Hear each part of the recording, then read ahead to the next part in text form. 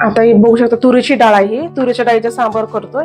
1 वाटी तुरीची डाळ आणि अर्धी वाटी मसूरची डाळ आहे. दोन्ही मिक्स करायचे सांबार मध्ये कधी पण, कारण सांबार टेस्टी लागतं. आता आपण हे मिक्स करून धुवून घेऊया डाळ.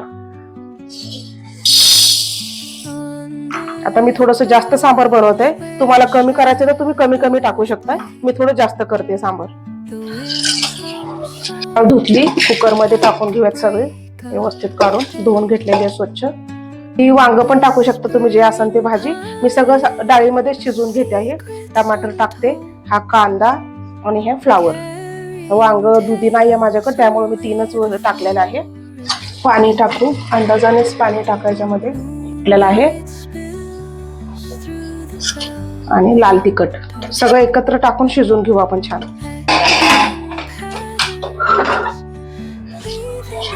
फुटाण्याची डाळ, ओलं खोबरं, 1 आल्याचा तुकडा, 3-4 लसणाच्या पाकळ्या हाताने पण टाकू आणि तडक्याला पण टाकूयात.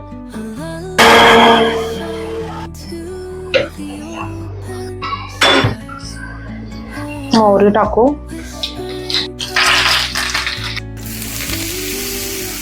सांबार शिजलेलं आहे बघू शकता छान असं मऊ. त्याच्यामध्ये आपण चिंचेचं पाणी टाकू. थोडस गोड गुळ नाहीये तर मी थोडीशी साखर टाकते. मोहरी टाकू, मोहरी चांगली. आता जिरे टाकू, कढीपत्ता आणि लाल मिरची सुकी, हिंग टाकू त्यातच. छान असा तडका देऊयात.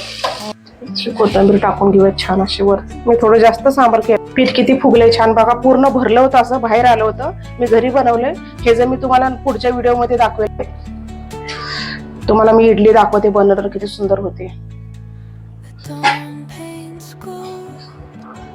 आणि सोडा वगैरे काही टाकला नाही बरं का. पीठ 15 मिनिटं झाल्यात, छान झाले अशी फुगली इडली.